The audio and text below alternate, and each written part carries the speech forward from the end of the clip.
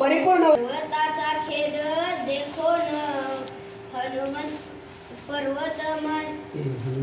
हनुमंत बोलिला वचन तुझे न घे फळ मूळ जीवन अंगुली स्पर्शन तुझ न करी. पर्वताचं एवढं जे काय विनवणी केल्यानंतर हनुमंत बाप्पाला तुझी दया आली आणि हनुमंत बाप्पा बोलू लागलेला आहे की मी काय तुझी काय फळमुळं खाणार नाही, मी विश्रांती घेणार नाही, मात्र मी एक माझी अंगुठ्या आहे त्या अंगुठ्या फक्त तुला लावीन, अंगुठ्याचा स्पर्श करीन आणि पुढे जाईन असा हनुमंत बाप्पा बोलू लागलेला आहे. पर्वताने हनुमंता कृपेने हात ठेवी माथा इतके न मी सथा थता अनिक सर्वथा मागे न.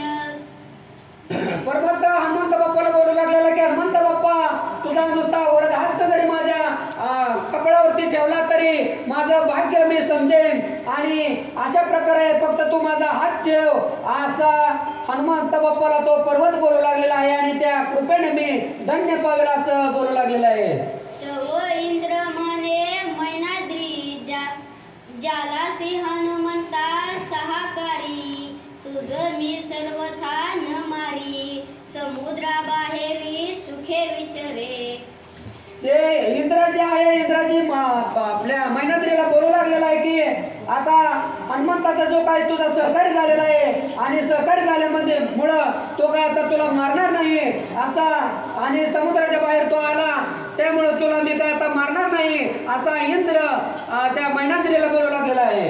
मग हनुमंते तळे वेळी पर्वती ठेविली आंघोळी भारे बैसला समुद्र तळी ज्याला पातळी हाकार.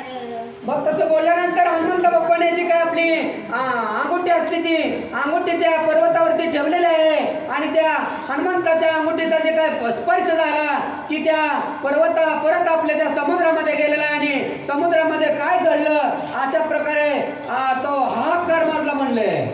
पण म्हणती पर्वतावरी अतिशय भार पडला भारी करील सप्त पाताळ चुरी नवनागांतरी हाहाकार.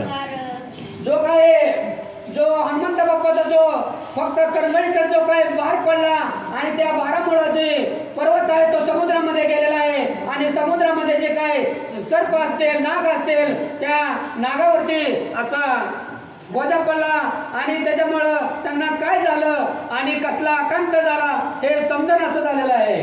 आंघोळी ठेविताची शिरी पर्वत बुडाला सागरी कपी बैसता जरीवरी ते होता चकचुरी निर्माण.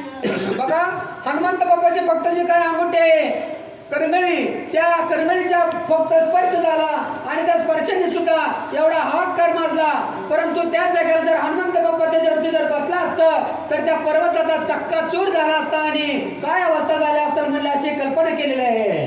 इतुकी करोनी ख्याती पुढे चालेला मारुती ब्रह्मांतील का विस्मय चित्ती जय जय करीती सुरसिद्ध. एवढी मोठी बघा त्या काय करंगळीने सुद्धा एवढा मोठा त्याचा हाहाकार उडतो आणि याची हनुमंताची ख्याती किती थोर आहे हे सगळं देवदूत सुद्धा वरून पाहायला लागलेले आहेत आणि ते सुद्धा आनंदाने सगळे उल्हासाने सगळे बुडून गेलेले आहेत आणि त्या हनुमंताची ख्याती करून सगळे जय जयकार करायला लागलेले आहेत म्हणले. इतुकी करोनी ख्याती पुढे चालीला मारुती अलघावया अपांगपती शीघ्र गती निघाला.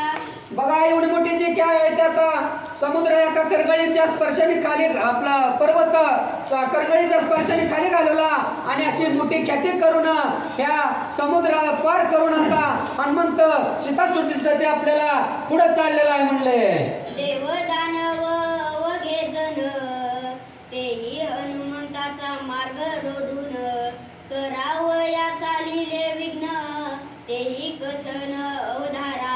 एवढ्या छोट्याशा करंगळीच्या स्पर्शाने सुद्धा एवढा पर्वताचा तो एवढा चक्काचूर करतोय किंवा एवढा खाली दाबला जातोय आणि जो काय आता हनुमंतामध्ये किती ख्याती आहे किती पराक्रमी आहे किती शूरवीर देवाधिकांना सुद्धा आता त्यांची म्हणजे परीक्षा घ्यायची त्यांच्या मनामध्ये यायला लागलेला आहे आणि देवाधिक आता हनुमंताला विघ्न आणण्यासाठी त्याला काहीतरी अडचण आणण्यासाठी काय काय प्रयत्न करतात असं पुढच्या वळीमध्ये आपण पाहू.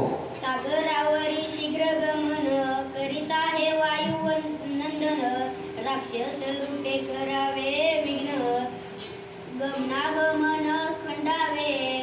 आता हनुमंत बाप्पा आहे तो आता सीतेच्या सुट्टीसाठी आपला समुद्र पार करून चाललेला आहे आणि समुद्र पार करत असताना त्याला आता काहीतरी अडचणी आणाव्या.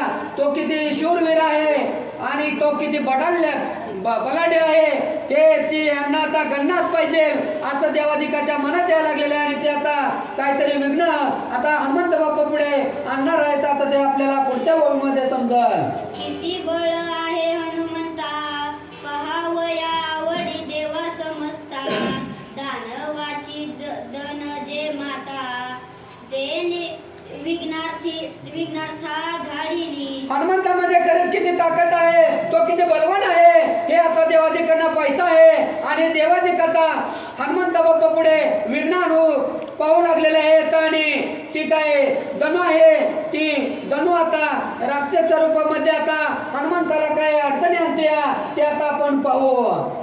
जावो शके निजात्मशक्ती किंवा येईल काकुळती काय करील मारुती ते निश्चित आम्ही पाहू. बघा ज्या हनुमंत बाप्पामध्ये आता आपण किती ताकद आहे ते हनुमंत बाप्पाची आपण आता ताकद पाहू म्हणले आणि तो आता काकुळतीला येतोय का ते विघ्न पार करून पुढे जातोय असं आता देव जे आहेत ते आता ते पाहायला लागलेले आहेत आणि पुढं काय होतं ते आपण पाहू म्हणले.